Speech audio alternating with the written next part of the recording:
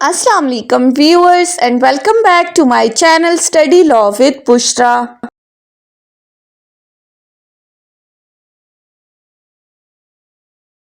So we were discussing Constitution of Pakistan 1973 on fingertips for law gate syllabus. In last video we discussed its first lecture. In today's video we are going to discuss its part 2. But before starting the discussion, I request you all to please subscribe to my channel and don't forget to press the bell icon for latest updates. Do share this video with your friends and don't forget to comment your feedback. So let's move towards the discussion. अपनी last video के अंदर हमने introduction से article 69 तक detail में discuss किया था law gate के एमसीक्यूज के हवाले से। आज की इस वीडियो में हम डिस्कस करेंगे आर्टिकल 70 से आर्टिकल 89 तक और इसी तरह आर्टिकल 175 से आर्टिकल 212 तक as per law gate syllabus. So start करते हैं आज की इस वीडियो को आर्टिकल 70 से। आर्टिकल 70 बात करता है लेजिस्लेटिव प्रोसीजर के साथ कि लेजिस्लेशन किस तरह से होती है, कानून किस तरह से बनता है, एक्ट किस तरह से बनता है, बिल किस तरह से पास होता है। ये सारी चीज़ें हम डिस्कस करेंगे अपने इस चैप्टर के अंदर आर्टिकल 70 से आर्टिकल 89 तक। अब जनरली अगर हम लॉ गेट के एमसीक्यूज के हवाले से इस चैप्टर को देखें तो हमें इजीली चीज़ें याद रह सकती हैं इंस्टेड के हम एक एक आर्टिकल को डिटेल में डिस्कस करें। सो सबसे पहली बात कि बिल ओरिजिनेट किस तरह से होता है, इनिशियल पॉइंट क्या है, ओरिजिनेशन ऑफ बिल क्या है। सो आपको जैसे पता है कि हमारे पास पार्लियामेंट के दो हाउसेस हैं, number 1 is national assembly and number 2 is senate. एक अपर हाउस है और एक लोअर हाउस है। अब अगर हम बिल्स की बात करें तो आर्टिकल 70 कहता है कि जो मनी बिल है वो हमेशा ओरिजिनेट होगा नेशनल असेंबली के अंदर। अब ये एमसीक्यू लॉ गेट के हवाले से बहुत इंपॉर्टेंट है that money bill shell always originate in the national assembly. अब मनी बिल से क्या मुराद है, यानी कि money bill including the finance bill जिसके अंदर एनुअल बजट स्टेटमेंट होती है, कंट्री का एनुअल बजट जब पेश किया जाता है तो उसको हम कहते हैं मनी बिल। बाकी जितने भी बिल्स हैं अदर देन मनी बिल वो किसी भी हाउस में ओरिजिनेट हो सकते हैं, आया नेशनल असेंबली है या सेनेट है। अब मनी बिल को ही लेकर देख लेते हैं प्रोसीजर डिस्कस करने के लिए। मनी बिल ओरिजिनेट हुआ है नेशनल असेंबली के अंदर। नेशनल असेंबली की सिंपल मेजॉरिटी इसको पास कर देती है। सिंपल मेजॉरिटी से क्या मुराद है कि जो सिटिंग मेंबर्स है उनमें हाफ मेंबर्स से एक ज्यादा, तो वो उसको हम कहते हैं सिंपल मेजॉरिटी। सिंपल मेजॉरिटी से नेशनल असेंबली ने कोई बिल पास कर दिया तो ऑब्वियसली वो सेकेंड हाउस की तरफ जाएगा, दैट इज सेनेट। अब सेनेट भी इस बिल को अगर अप्रूव कर देती है, नेशनल असेंबली ने जो जो रिकमेंडेशंस दी हैं उसको अप्रूव कर लिया है, तो जो तीसरा फोरम है हमारे पास वो है प्रेसिडेंट। अब बिल जाएगा सेनेट से प्रेसिडेंट के पास और अगर प्रेसिडेंट इस बिल को अप्रूव कर देता है, इस बिल के ऊपर अपनी असेंट दे देता है, अपनी रजामंदी जाहिर कर देता है, तो फिर ये बिल चेंज हो जाएगा एक्ट के अंदर और ये हमारा कानून बन जाएगा। ये सिंपल प्रोसीजर है, मनी बिल से रिलेटेड हमने डिस्कस कर लिया। सिंपली बाकी तमाम बिल्स भी अगर वो नेशनल असेंबली में ओरिजिनेट होते हैं तो इसी तरह वो सेनेट के पास जाएंगे। अगर सेनेट में ओरिजिनेट हो रहे हैं तो पहले वो नेशनल असेंबली के पास जाएंगे और फिर प्रेसिडेंट के पास। यानी कि सिंपली जिस हाउस में भी ओरिजिनेट हो रहे हैं वो हाउस फर्दर पास करेगा उसको दूसरे हाउस को, दूसरे हाउस ने उसे पास कर दिया तो वो जाएगा प्रेसिडेंट के पास, प्रेसिडेंट ने अप्रूव कर दिया तो वो कानून बन जाएगा। अब अगर कोई बिल ओरिजिनेट हुआ है सेनेट के अंदर और सेनेट ने उसको भेजा है नेशनल असेंबली के अंदर, जब नेशनल असेंबली के पास ये बिल पहुंचा तो नेशनल असेंबली उसको पास नहीं करती बल्कि वो उसमें कुछ अमेंडमेंट्स कर देती है। उसको लगता है कि कुछ अमेंडमेंट्स की ज़रूरत है, वो अपनी तरफ से कुछ रिकमेंडेशंस देती है, तो फिर ये बिल वापस जाएगा फर्स्ट हाउस की तरफ, दैट इज सेनेट, यानी कि जिसने पहले पास किया था उसके पास जाएगा। अगर सेनेट इन अमेंडमेंट्स के अकॉर्डिंग उसको अप्रूव कर देती है तो बिल प्रेसिडेंट के पास जाके अप्रूव होके कानून बन जाएगा। लेकिन अगर तो सिचुएशन ऐसी आती है कि फर्स्ट हाउस ने बिल पास किया सेकेंड हाउस को, सेकेंड सेकंड हाउस ने उसमें कुछ अमेंडमेंट्स की, वापस फर्स्ट हाउस को भेजा, फर्स्ट हाउस उन अमेंडमेंट्स को ना तो अप्रूव कर रहा है ना रिजेक्ट कर रहा है, बल्कि for a period of 90 days अगर कोई हाउस बिल को अपने पास रखता है, बजाय इसके कि वो उस पर कुछ रिकमेंडेशंस दे, उसको अप्रूव करे, रिजेक्ट करे, और या फिर अगर ऐसी सिचुएशन आ गई है और बिल या तो फिर अगर सेनेट ने अमेंडमेंट्स को अप्रूव करके प्रेसिडेंट को भेज दिया है, प्रेसिडेंट के पास टाइम पीरियड क्या है कि उसने 10 दिन के अंदर अंदर बिल के ऊपर अपनी एसेंट देनी ही देनी है। ये कानून है कि 10 दिन का टाइम है प्रेसिडेंट के पास। अगर ऐसी सिचुएशन अराइज हो रही है कि अमेंडमेंट्स करने के बाद हाउस उसको 90 दिन तक अपने पास रोक रहा है या प्रेसिडेंट 10 दिन तक अपने पास रोके रख रहा है और एसेंट नहीं दे रहा, तो फिर एक ज्वाइंट सिटिंग बुलाई जाएगी। या फिर अगर तो दोनों हाउसेस से अप्रूव हो चुका है और प्रेसिडेंट की एसेंट बाकी है, तो 10 दिन के अंदर प्रेसिडेंट ने एसेंट नहीं दी तो वो ऑटोमेटिकली बन जाएगा, हमारे पास कानून बन जाएगा। अब नेशनल असेंबली अगर इन सेशन नहीं है और मुल्क के अंदर कोई अर्जेंसी की सिचुएशन है, ऐसे हालात पैदा हो गए हैं, तो उस सूरत में बिल पास होगा, कानून बनेगा, लेकिन किसके थ्रू बनेगा? प्रेसिडेंट के थ्रू। प्रेसिडेंट अंडर आर्टिकल 89 जो है वो ऑर्डिनेंस पास कर सकता है for a period of 120 days. 4 months का पीरियड है, 4 मंथ्स के लिए वो ऑर्डिनेंस पास कर सकता है। अगर इस ऑर्डिनेंस को मजीद एक्सटेंशन की जरूरत है as per the circumstances, as per the situation, तो फर्दर एक्सटेंशन मिल सकती है 120 डेज की। सो ये सिंपल प्रोसीजर था बिल ओरिजिनेट होने का, हाउसेस से पास होकर प्रेसिडेंट तक जाने का और कानून बनने का। अब इसके साथ ही हमारे पास एक नेक्स्ट टॉपिक है जो कि है फाइनेंशियल प्रोसीजर के अंदर आर्टिकल 78 कहता है फेडरल कंसोलिडेटेड फंड। अब फेडरल कंसोलिडेटेड फंड क्या है? आर्टिकल 78 से आर्टिकल 88 तक इसको डिस्कस किया गया है। तो आर्टिकल 78 के अकॉर्डिंग जितने भी रेवेन्यूज फेडरल गवर्नमेंट रिसीव कर रहा है या जितने भी लोन्स इस गवर्नमेंट की तरफ से रेज किए गए हैं या जितनी भी मनी रिसीव हुई है इस गवर्नमेंट की तरफ से इन रीपेमेंट ऑफ द लोन, वो तमाम बनते हैं हिस्सा कंसोलिडेटेड फंड का, जिसको हम कहते हैं फेडरल कंसोलिडेटेड फंड। यानी कि तमाम money received by the federal government by और on the behalf of the federal government, ये तमाम हिस्सा बनते हैं फेडरल कंसोलिडेटेड फंड का। फेडरल कंसोलिडेटेड फंड के अंदर क्या क्या होता है? आर्टिकल 81 कहता है कि जो रेम्यूनरेशन प्रेसिडेंट को दी जाती है या जितने भी एक्सपेंडिचर उसके ऑफिस से रिलेटेड हैं या फिर जजेस ऑफ सुप्रीम कोर्ट की जो रेम्यूनरेशन है, इंक्लूडिंग दी जजेस of Islamabad high court, chief election commissioner, chairman and deputy chairman of senate, speaker and deputy speaker of national assembly, auditor general, ये तमाम चीज़ें किस में इंक्लूडेड हैं? फेडरल कंसोलिडेटेड फंड का हिस्सा हैं। इसके साथ एक और चीज़ है आर्टिकल 80 के अंदर जो कि एनुअल बजट स्टेटमेंट को डिस्कस कर रहा है कि फेडरल गवर्नमेंट हर फाइनेंशियल ईयर से रिलेटेड वो नेशनल असेंबली के सामने एक स्टेटमेंट रखती है जिसमें जो उस साल की फेडरल गवर्नमेंट के जितने भी एक्सपेंडिचर्स हैं या जितने भी एस्टिमेटेड रिसीट्स हैं वो एनुअल बजट स्टेटमेंट के अंदर इंक्लूडेड होती हैं। एनुअल बजट स्टेटमेंट सेपरेटली हमें बताती है कि कॉन्स्टिट्यूशन के अकॉर्डिंग एक्सपेंडिचर्स कितने हैं और उस साल जो हैं वो फेडरल गवर्नमेंट के एक्सपेंडिचर्स कितने बने हैं, आया वो कॉन्स्टिट्यूशन के अकॉर्डिंग हैं या नहीं, ये तमाम चीज़ें हिस्सा बनती हैं एनुअल बजट स्टेटमेंट का। सो आर्टिकल 70 से आर्टिकल 89 तक सिंपल सी चीज थी, बिल कैसे पास होता है, कितना ड्यूरेशन है, प्रेसिडेंट के पास कितना टाइम पीरियड है, नेशनल असेंबली कितना होल्ड कर सकती है, सेनेट कितने दिनों तक होल्ड कर सकती है, और इसी तरह आर्टिकल 89 के अंदर प्रेसिडेंट जो है वो ऑर्डिनेंस के सूरतों में प्रोमलगेट कर सकता है।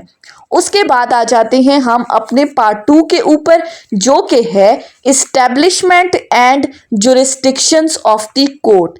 अब आर्टिकल 175 से आर्टिकल 212 तक नेक्स्ट सिलेबस है लॉ गेट के हवाले से। सो हम स्टार्ट करते हैं आर्टिकल 175 से। आर्टिकल 175 बात करता है that there shall be a Supreme Court of Pakistan, a high court for each province, a high court for the Islamabad capital territory and such other court as may be established by law. मुल्क के अंदर एक supreme Court होगी, चारों सूबों के अंदर एक एक हाई कोर्ट होगी, इस्लामाबाद कैपिटल टेरिटरी के अंदर एक हाई कोर्ट होगी और बाकी जितनी भी डिस्ट्रिक्ट लेवल पर कोर्ट्स होंगी वो तमाम हिस्सा बनेगी जुरिस्डिक्शन ऑफ द कोर्ट्स में इंक्लूडेड हैं।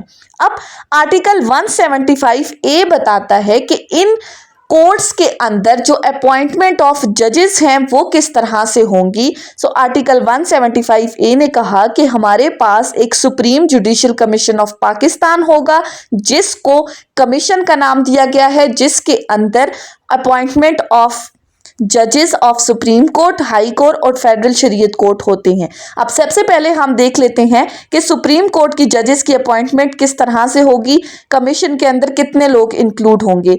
सबसे पहली बात, चीफ जस्टिस ऑफ पाकिस्तान होगा जो कि इस कमीशन का चेयरमैन होगा।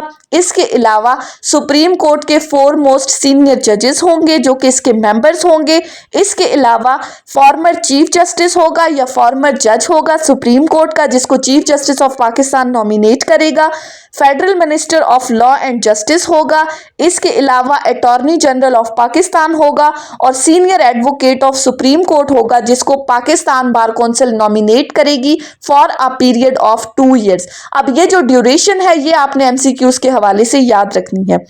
सुप्रीम कोर्ट की जजेस की अपॉइंटमेंट से रिलेटेड ये कमीशन बनाया जाएगा। ये कमीशन जो है फिर इन जजेस को अपॉइंट करेगा। अब हाई कोर्ट से रिलेटेड हम देख लें तो हाई कोर्ट की जजेस की अपॉइंटमेंट के लिए हाई कोर्ट का चीफ जस्टिस होगा, हाई कोर्ट के 4 मोस्ट सीनियर जजेस होंगे, प्रोविंशियल मिनिस्टर होगा लॉ का और एक एडवोकेट जो जिसकी प्रैक्टिस कम से कम 15 साल होनी चाहिए हाई कोर्ट की, जिसको उस कंसर्न बार काउंसिल जो है वो 2 years के लिए नॉमिनेट करती है। ये तमाम मेंबर्स मिलके हाई कोर्ट के जजेस की अपॉइंटमेंट करेंगे। इस्लामाबाद कैपिटल टेरिटरी के लिए इस्लामाबाद हाई कोर्ट का चीफ जस्टिस होगा और उसी हाई कोर्ट के मोस्ट सीनियर जजेस होंगे। अब ये तो हमने देख लिया कि कमीशन में कौन कौन इंक्लूडेड होगा। अब अगर कोई बंदा सुप्रीम कोर्ट का जज बनना चाहता है तो उसके लिए क्या क्या क्वालिफिकेशंस हैं, क्या क्या रिक्वायरमेंट्स हैं सुप्रीम कोर्ट का जज बनने के लिए। तो आर्टिकल 177 कहता है that a person shall not be appointed as a जज of supreme court until and unless. सबसे पहली बात कि उसकी कम से कम प्रैक्टिस होनी चाहिए कि 5 साल तक वो कम से कम हाई कोर्ट का जज रह चुका हो, पहली क्वालिफिकेशन सुप्रीम कोर्ट का जज बनने के लिए। सेकेंडली 15 years की उसकी हाई कोर्ट की प्रैक्टिस होगी, तब वो इस क्राइटेरिया पर पूरा उतर सकता है कि उसको सुप्रीम कोर्ट का जज बनाया जा सकता है। और ऑब्वियसली जो सबसे फर्स्ट कंडीशन है कि उसको सिटीजन ऑफ पाकिस्तान होना चाहिए। और ये जो सुप्रीम कोर्ट के जजेस जब बन जाएंगे तो इनकी जो रिटायरमेंट की एज है वो क्या है, 65 years। इन क्वालिफिकेशंस के अकॉर्डिंग अगर किसी पर्सन को जज बना दिया जाता है सुप्रीम कोर्ट का, तो उसने जो ओथ लेना है बिफोर एंटरिंग हिज ऑफिस वो एज पर 3rd schedule लेना है। मैं बार बार इस चीज को रिपीट कर रही हूं, आपने इस चीज को याद रखना है। ये ओथ वाला क्वेश्चन हमेशा पूछा जाता है। 3rd schedule के अंदर जितने भी इस कॉन्स्टिट्यूशन के अंदर ओथ हैं वो उस स्केड्यूल के अकॉर्डिंग लिए जाएंगे। रिटायरिंग एज क्या है जज ऑफ सुप्रीम कोर्ट की के अंडर आर्टिकल 179 65 years है। अब एक्टिंग चीफ जस्टिस की बात कर रहा है आर्टिकल 180 कि अगर किसी भी टाइम चीफ जस्टिस का ऑफिस वैकेंट है या फिर वो अनएबल है अपने फंक्शंस परफॉर्म करने से या वो किसी भी वजह से एब्सेंट है, तो ऐसी सूरत में एक्टिंग चीफ जस्टिस को कौन अपॉइंट करेगा, प्रेसिडेंट अपॉइंट करेगा। और किस पर्सन को अपॉइंट करेगा, जो सुप्रीम कोर्ट के सीनियर मोस्ट जजेस होंगे उनको प्रेसिडेंट एक्टिंग चीफ जस्टिस के तौर पर अपॉइंट करेगा। अब ये चीज भी याद रखने वाली है, एक्टिंग चीफ जस्टिस कौन होगा, सीनियर जज ऑफ द सुप्रीम कोर्ट। इसी तरह एक्टिंग जजेस की अगर हम बात कर लें, अगर किसी भी टाइम सुप्रीम कोर्ट के जजेस की सीट वैकेंट है या वो एब्सेंट है, अपने फंक्शंस परफॉर्म नहीं कर सकते किसी भी वजह से, तो प्रेसिडेंट जो है वो ऐसा पर्सन जो कि क्वालिफिकेशन रखता हो, जो कि हाई कोर्ट का जज हो और वो सुप्रीम कोर्ट का जज बनने की क्वालिफिकेशन रखता हो, तो उसको टेम्पररीली सुप्रीम कोर्ट का एक्टिंग जजेस बना दिया जाएगा। Permanent seat of supreme Court होगी इस्लामाबाद के अंदर, लेकिन time to time with the approval of president chief justice of Pakistan जो है वो कहीं भी पाकिस्तान के हिस्से में बैठ सकता है। Article 184 original jurisdiction of supreme court बता रही है कि सुप्रीम कोर्ट के पास ओरिजिनल जुरिस्डिक्शन है अगर दो से ज्यादा गवर्नमेंट्स के दरमियान डिस्प्यूट अराइज हो रहा है तो वो अपनी जुरिस्डिक्शन को एक्सरसाइज कर सकती है। 184(3) के अंदर सुप्रीम कोर्ट के पास सुमोटो एक्शन की पावर है कि अगर कोई पब्लिक इंपॉर्टेंस का क्वेश्चन अराइज हो जाता है with reference to fundamental rights तो सुप्रीम कोर्ट के पास पावर है कि वो सुमोटो एक्शन ले सकती है। आर्टिकल 185 के अंदर सुप्रीम कोर्ट के पास एपेलेट जुरिस्डिक्शन है कि appeal judgment and decree final order of the high Court के ऊपर सुप्रीम कोर्ट के पास आप अपील फाइल कर सकते हो। आर्टिकल 186 एडवाइजरी जुरिस्डिक्शन की बात करें कि अगर किसी भी टाइम प्रेसिडेंट को लगता है कि किसी भी क्वेश्चन ऑफ लॉ के ऊपर जो कि पब्लिक इंपॉर्टेंस का है सुप्रीम कोर्ट को ओपिनियन देना जरूरी है तो वो इस क्वेश्चन को रेफर कर सकता है सुप्रीम कोर्ट को। सुप्रीम कोर्ट जो है वो फिर वो अपना ओपिनियन इस के ऊपर प्रेसिडेंट को भेजेगी। 186A के अंदर पावर है सुप्रीम कोर्ट के पास कि वो किसी भी केस को ट्रांसफर कर सकती हैं किसी भी अपील को एक हाई कोर्ट से दूसरी हाई कोर्ट के अंदर। इसी तरह आर्टिकल 188 रिव्यू की पावर को डिस्कस कर रहा है कि सुप्रीम कोर्ट के पास पावर है कि वो किसी भी जजमेंट को रिव्यू कर सकती है जो कि उसने पास की है। नेक्स्ट है आर्टिकल 189। आर्टिकल 189 बात करता है कि सुप्रीम कोर्ट के जितने भी डिसीजंस हैं क्वेश्चन ऑफ लॉ के ऊपर वो पाकिस्तान की निचली तमाम कोर्ट्स के ऊपर बाइंडिंग है including the high court and all the district courts. फिर इसी तरह आर्टिकल 191 कहता है कि supreme court constitution and law के अकॉर्डिंग अपने रूल्स एंड रेगुलेशंस खुद बना सकती है। अब सुप्रीम कोर्ट के हवाले से हमने सारी चीजों को डिस्कस कर लिया।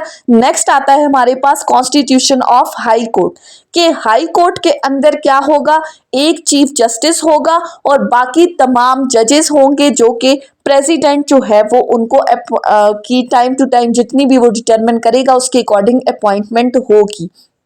अब वही बात जो चीज हमने सुप्रीम कोर्ट के जजेस के हवाले से डिस्कस की कि अपॉइंटमेंट ऑफ हाई कोर्ट किस तरह से होगी, जजेस की क्वालिफिकेशंस क्या होंगी, रिक्वायरमेंट्स क्या क्या होंगी। सबसे पहली बात, a person shall not be appointed to the जज of the high court until and unless उसको सिटीजन ऑफ पाकिस्तान होना चाहिए। पहली बात, he must be an age of 45 years.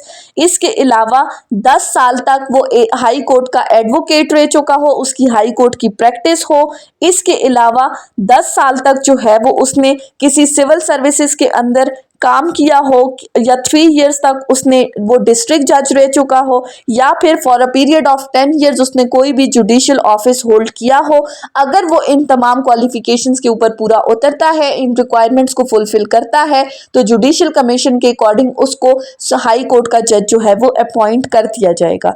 जैसे ही इन पर्सनस को हाई कोर्ट का जज अपॉइंट किया जाएगा अंडर आर्टिकल 194 ये अपना ओथ लेंगे एज पर दी थर्ड स्केड्यूल। बार बार ये चीज रिपीट हो रही है। रिटायरिंग एज क्या है, जजेस ऑफ हाई कोर्ट जो है वो for a period of 62 years की एज तक वो अपना ऑफिस होल्ड कर सकते हैं। रिटायरमेंट एज है 62 इयर्स, सुप्रीम कोर्ट के केस में है 65 इयर्स।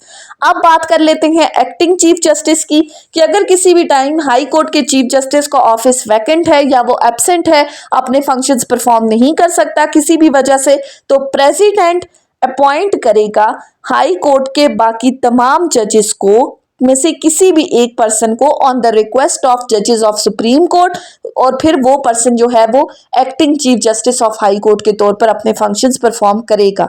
इसी तरह एडिशनल जजेस की बात कर लेते हैं कि अगर किसी भी टाइम किसी भी हाई कोर्ट के जज का ऑफिस वैकेंट है या वो अपने फंक्शंस परफॉर्म नहीं कर सकता तो फिर ऐसी सूरत में प्रेसिडेंट जो है वो ऐसे पर्सन को अपॉइंट कर सकता है जो कि हाई कोर्ट का जज बनने की क्वालिफिकेशंस रखता हो, उसको फॉर अ पीरियड जो कि प्रेसिडेंट को मुनासिब लगता है उस पीरियड के लिए वो उसको एडिशनल जज के तौर पर अपॉइंट कर सकता है। फिर सीट्स ऑफ हाई कोर्ट की बात है कि हर प्रोविंस के अंदर हाई कोर्ट की प्रिंसिपल सीट होगी। एक सीट इस्लामाबाद कैपिटल टेरिटरी के अंदर होगी। इस्लामाबाद कैपिटल टेरिटरी की जो हाई कोर्ट है वो होगी। इसके अलावा हाई कोर्ट के डिफरेंट डिविजनल कोर्ट्स होंगी या बेंचेस होंगे अपनी अपनी टेरिटोरियल जुरिस्डिक्शंस के अकॉर्डिंग। अब डिटेल में हम अगर जाएं तो लाहौर के लिए बेंच होगा, बहावलपुर, मुल्तान, रावलपिंडी, सिंध के लिए सखर में होगा, पिशावर हाई कोर्ट के लिए एबटाबाद, डेरा इस्माइल खान और बलोचिस्तान के लिए सिबी होगा। तो डिटेल में हम नहीं जाते, लॉ गेट के हवाले से ये सिंपल चीजें आपने याद रखनी है। इसके अलावा आर्टिकल 199 जो है वो हाई कोर्ट की जुरिस्डिक्शन को डिस्कस कर रहा है। आर्टिकल 199 भी हम ऑलरेडी डिटेल में डिस्कस कर चुके हैं, मैं दोबारा डिटेल में नहीं जाऊंगी। 5 रिट्स को डिस्कस किया है। 5 रिट्स कौन कौन सी हैं? Habeas corpus, certiorari, mandamus, quo warranto and prohibition. में उसका लिंक यहाँ पर अटैच कर लेती हूँ, आप लोग क्लिक करके देख सकते हैं। लेकिन सिंपली आपको याद रखना है कि आर्टिकल 199 के अंदर हाई कोर्ट को जुरिस्डिक्शन दी गई है। क्वालिफिकेशंस 45 ईयर्स की एज होनी चाहिए, 10 साल के लिए हाई कोर्ट की प्रैक्टिस होनी चाहिए। ओथ जो है वो 3rd स्केड्यूल के अकॉर्डिंग होगा। उसके बाद आ जाते हैं तीसरी चीज के ऊपर। तीसरी हमारे पास है federal Shariat code. Federal Shariat code जो कि आर्टिकल 203A से आगे हमें बताई गई है। इसी तरह आर्टिकल 212 के अंदर कुछ अदर ट्राइब्यूनल्स या एडमिनिस्ट्रेटिव कोर्ट्स को डिस्कस किया गया है, वो भी हम अभी पढ़ेंगे। सबसे पहले आ जाती हैं फेडरल शरीयत कोड के ऊपर। Federal Shariat code for the purpose of cases related to Hudood एक फेडरल शरीयत कोर्ट बनाई जाएगी। फेडरल शरीयत कोर्ट के अंदर टोटल हमारे पास 8 मुस्लिम जजेस होंगे, जिसमें एक चीफ जस्टिस होगा जिसको प्रेसिडेंट अपॉइंट करेगा in accordance with article 175A। अब चीफ जस्टिस कौन हो सकता है? ऐसा बंदा जो कि सुप्रीम कोर्ट का जज बनने की क्वालिफिकेशन रखता हो या फिर वो हाई कोर्ट का परमानेंट जज हो, तो उसको फेडरल शरीयत कोर्ट का चीफ जस्टिस बनाया जा सकता है। इसके अलावा बाकी जजेस कौन से होंगे? 4 जजेस उनमें से ऐसे बंदे होंगे जो कि हाई कोर्ट की जज बनने की क्वालिफिकेशन रखते हो। इसके अलावा 3 उलमा होंगे जिनका 15 साल का एक्सपीरियंस हो इस्लामिक लॉ के अंदर, रिसर्च के अंदर या इस्लामिक लॉ से रिलेटेड जितनी भी इस्लामिक टीचिंग्स हैं। सो 4 जजेस आ गए हाई कोर्ट के, एक सुप्रीम कोर्ट का जज आ गया या हाई कोर्ट का परमानेंट जज जो कि चीफ जस्टिस होगा, और 3 उलमा होंगे जिनका 15 साल का एक्सपीरियंस हो इस्लामिक लॉ के अंदर। अगर कोई पर्सन इन तमाम क्वालिफिकेशंस के ऊपर पूरा उतरते हैं तो वो फेडरल शरीयत कोर्ट के अंदर अपॉइंट कर दिए जाएंगे। अब ये जो चीफ जस्टिस और जजेस of the Federal Shariat court हैं, ये 3 साल के अरसे तक अपना ऑफिस होल्ड कर सकते हैं, लेकिन प्रेसिडेंट अगर चाहे तो इनकी अपॉइंटमेंट की टर्म को जो है वो एक्सटेंड भी कर सकता है। इसके अलावा चीफ जस्टिस जो है वो अपना रेजिग्नेशन दे सकता है प्रेसिडेंट को, और principal seat of federal Shariat court होगी इस्लामाबाद के अंदर, लेकिन प्रेसिडेंट के अप्रूवल के साथ chief justice time to time Pakistan के किसी भी हिस्से में बैठ सकते हैं। अब 3rd स्केड्यूल के अकॉर्डिंग ये तमाम जजेस जो हैं वो अपना ओथ लेंगे। इसके अलावा अगर हम इनके पावर्स, फंक्शंस और जुरिस्डिक्शन को डिस्कस करें तो फेडरल शरीयत कोर्ट की जुरिस्डिक्शन क्या है कि उसने सिर्फ ये देखना है कि कोई भी लॉ या उसकी कोई प्रोविजन जो है वो इस्लामिक लॉ के अकॉर्डिंग है या नहीं। अगर उनको लगता है कि कोई प्रोविजन इस्लामिक इंजंक्शंस के अगेंस्ट है तो वो उसके ऊपर अपना फैसला सुनाएंगे। इसके अलावा इस फेडरल शरीयत कोर्ट के फैसले के खिलाफ आप अपील के लिए कहाँ जा सकते हैं? An appeal shall lie to Supreme Court from any judgment, decree and order of the Federal Shariat Court. Next आ जाते हैं हम आर्टिकल 212 के ऊपर। आर्टिकल 212 डिस्कस करता है एडमिनिस्ट्रेटिव कोर्ट्स एंड ट्राइब्यूनल्स को, के इस्टेब्लिशमेंट होगी एडमिनिस्ट्रेटिव कोर्ट्स एंड ट्राइब्यूनल्स की, जिनको एक्सक्लूसिव जुरिस्डिक्शन दी जाएगी किन मैटर से रिलेटेड? तमाम लोग जो सर्विसेज ऑफ पाकिस्तान का हिस्सा हैं उनकी टर्म्स एंड कंडीशंस के मैटर्स हैं, या फिर डिसिप्लिनरी मैटर्स हैं, या फिर गवर्नमेंट के कोई टॉर्शियस एक्ट से रिलेटेड कोई क्लेम्स अराइज हो रहे हैं सर्विसेज ऑफ पाकिस्तान के अंदर, या फिर टैक्सेस या सेसेस वगैरह से रिलेटेड हैं, या कोई भी मैटर्स रिलेटेड हैं एक्विजिशन, एडमिनिस्ट्रेशन और डिस्पोजल ऑफ प्रॉपर्टी से रिलेटेड, जैसे हमारी सर्विस ट्राइब्यूनल है, नैब वगैरह की कोर्ट्स हैं। तो ये तमाम कोर्ट्स क्या हैं? ये फॉर स्पेसिफिक पर्पसेस बनाई गई हैं, जिनको एडमिनिस्ट्रेटिव कोर्ट्स या ट्राइब्यूनल्स का नाम दिया गया है। एडमिनिस्ट्रेटिव कोर्ट्स या ट्राइब्यूनल्स की किसी भी फैसले, डिक्री या ऑर्डर के खिलाफ अपील जा सकती है सुप्रीम कोर्ट के अंदर, लेकिन जो रिक्वायरमेंट है कि सब्सटेंशियल क्वेश्चन ऑफ लॉ जो कि पब्लिक इंपॉर्टेंस का हो, अगर वो इन्वॉल्व है तो फिर आप सुप्रीम कोर्ट के अंदर अपील फाइल कर सकते हैं। सो ये था हमारा कॉन्स्टिट्यूशन ऑफ पाकिस्तान 1973 का फिंगर टिप्स का लेक्चर, जो कि आज तमाम सिलेबस हमने कंप्लीट कर लिया है। सो आई होप कि आपको ये लेक्चर समझ में आया होगा। अगर आपने इस वीडियो को अटेंटिवली सुना है तो अगर आपको ये वीडियो अच्छी लगी है तो इस वीडियो को लाइक करें, कमेंट करें और चैनल को जरूर सब्सक्राइब करें। Thank you so much for watching this video. Till then, अल्लाह हाफिज।